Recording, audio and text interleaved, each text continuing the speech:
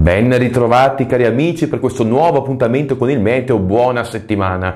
Cosa accadrà in questa settimana? Per capire un po' l'evoluzione ci aiutiamo con una mappa che presenta la situazione delle alte e delle basse pressioni a circa 5500 metri. Ne avremo tre in successione. La prima mappa si riferisce a inizio settimana, siamo nella notte tra lunedì e martedì, si può notare l'elevazione in pieno oceano di un'alta pressione con i colori gialli e uno scivolamento sul suo bordo orientale di una saccatura con i colori più chiari tendenti al blu e all'azzurro. Saccatura è indice di tempo brutto che però interesserà il centro-sud. Da noi appunto ci sfiorerà e porterà delle nubi tra lunedì e martedì e un leggero calo delle temperature. Poi con la mappa successiva, che è incentrata alla volta di mercoledì, potete notare lo slittamento di questa alta pressione proprio sopra di noi, quindi il tempo si manterrà buono pur con temperature un po' più fresche. L'ultima mappa riguarda la notte tra giovedì e venerdì, quando c'è una saccatura, quindi una curvatura delle correnti da sud a ovest presso di noi, quindi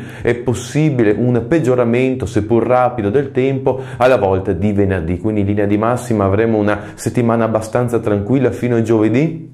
Lunedì e martedì ci saranno più nubi, attenzione alle fosche nebbie nelle primissime ore. Mercoledì tempo migliore con sole, temperature in calo durante la notte. E giovedì, che sarà la giornata un po' più fredda, avremo un aumento della nebulosità alla volta del pomeriggio e poi appunto potrebbe esserci questo peggioramento alla volta di venerdì. Con ora ho concluso, ci sentiamo nel prossimo appuntamento.